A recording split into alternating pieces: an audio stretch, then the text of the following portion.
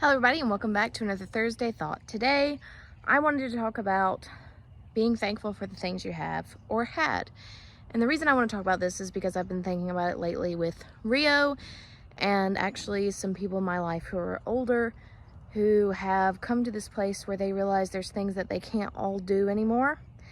And it makes me think back on all of the things that we could do, all the things that we got to do, and especially with people who are getting older, and like my horse who is getting older, Rio, there were all these things that he got to do when he was younger. There were all of these things for pretty much his entire life. He had almost no physical issues. He never had a lot of lameness. As far as I know, he didn't really ever colic.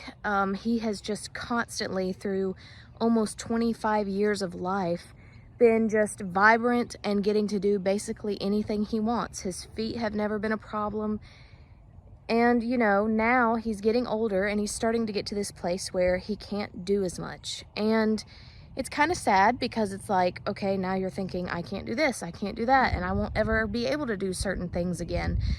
And it's something that I have seen with a lot of older people, especially when they get to that age, and they were people who were doing things constantly and very physically active, and now all of a sudden they physically can't do it anymore and they have a hard time accepting it. And it's one thing that I think that I brought up. There are a lot of people, a lot of animals that it's not like their life isn't valuable, but they had a lot of issues growing up where they weren't able to do all the things that, like for example, Buddy, as great as he did have a life and he was very happy and all that, he had a lot of physical issues and health issues throughout most of his life, especially the time that I had him. I mean, he was good. He was solid and healthy, but he did have the bum knee that we had to work on constantly. He never fully walked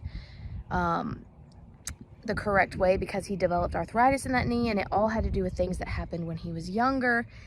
And you know, you take him and compare him to Rio, who got to have that nice time when he was younger and got to enjoy all that things when he was younger. And I think too, even Buddy, as he got older, even with all his things, the things he did get to do when he was younger and enjoy is something that he doesn't always, you know, that he probably didn't always think of when he got to that age where he started having all those problems.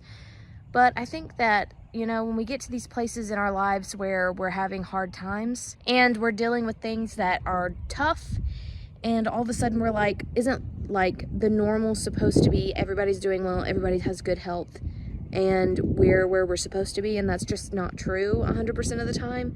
We're in a fallen world that is very much not good.